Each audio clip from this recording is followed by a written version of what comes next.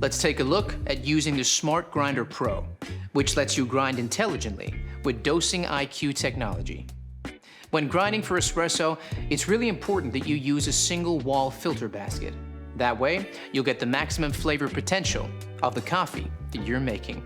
Let's insert our 2-cup single wall filter basket into our portafilter and choose a 50-54mm cradle. Insert the portafilter into the cradle and set your grind size. Here, we'll select 14 to start, which you'll adjust depending on the flow rate over espresso. Next, set the number of shots. For a double cup basket, we'll set this to 2 shots. Now, start grinding by pressing the start button or momentarily pressing the portafilter in and releasing. You can use the pause function to settle and collapse the grinds in the filter basket before reinserting into the cradle and continuing to grind the remaining dose.